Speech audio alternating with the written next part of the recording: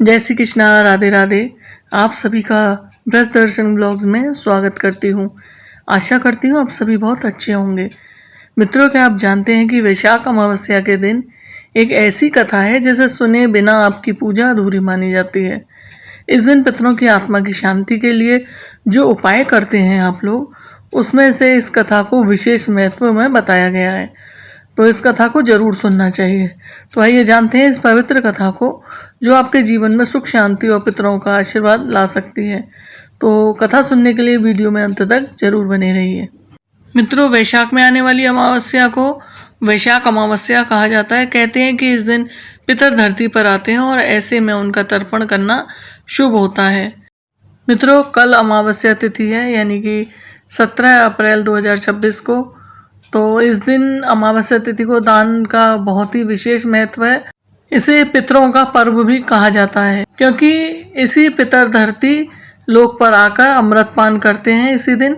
ऐसे में यदि पितरों का विधि विधान से तर्पण किया जाए तो उनकी आत्मा को शांति मिलती है। साथ ही वैशाख अमावस्या के दिन पूजा करने से कुंडली में मौजूद पितृदोष का प्रभाव भी कम होता है। इसलिए इस दिन पितरों का श्राद्ध, पिंडदान और तर्पण अवश्य करना चाहिए। आइए हम वैशाख मास की पवित्र कथा सुनते हैं। पौराणिक कथा के अनुसार एक नगर में धर्मवर्ण नाम का एक ब्राह्मण रहा करता था।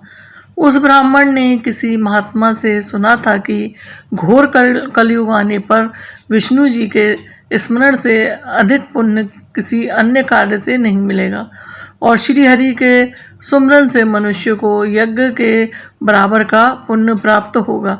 ब्राह्मण ने महात्मा की बात को आत्मसात कर लिया और सांसारिक जीवन त्याग कर भ्रमण पर निकल पड़े। एक बार भ्रमण करते समय धर्मवर्ण ब्राह्मण पितृलोक में पहुंच गए, जहां उन्होंने देखा कि उनके पितृ यानी पूर्वज बहुत ही कष्ट और तकलीफ में हैं। जब उन्होंने पितरों से पूछा कि उन्हें यह तकलीफ क्यों हो रही है, तो उन्होंने इसका दोषी धर्मवर्ण को ही बताया। पितरों ने कहा कि तुम्हारे संन्यास लेने के कारण हमें इस तकलीफ से गुजरना पड़ रहा है, क्योंकि अब हमारा पिंडदान करने वाला कोई नहीं है, ना कोई हमारा श्राद्ध करता, ना ही कोई हमारा तर्पण करता। जब तक पिंडदान नहीं होगा हमारी आत्मा को शांति नहीं मिलेगी। पितरों धर्मवर्ण से कहा कि तुम गृहस्थ जीवन आरंभ करो और संतान उत्पन्न करो, जिससे हमारा पिंडदान हो और हम तृप्त हों। पितरों के कहे अनुसार धर्मवर्ण ने धरती पर आकर अपना गृहस्थ जीवन शुरू किया और वैशाख अमावस्या के दिन विधि विधान से पितरों का तर्पण किया, जिससे कि पितरों की आत्मा को शांति मिली और उन्होंने प्रसन्न होकर धर्मवर्ण को आशीर्वाद दिया। तो मित्रों, ये थी वैशाख अमावस्या की पवित्र कथा, जिसे सुनने और कहने से पितरों को शांति मिलती है और जीवन में सुख समृद्धि आती है। अगर आपको ये कथा पसंद आई हो तो आप वीडियो को लाइक करें, शेयर करें और चैनल ब्रज दर्शन ब्लॉग्स को सब्सक्राइब करना ना भूलें।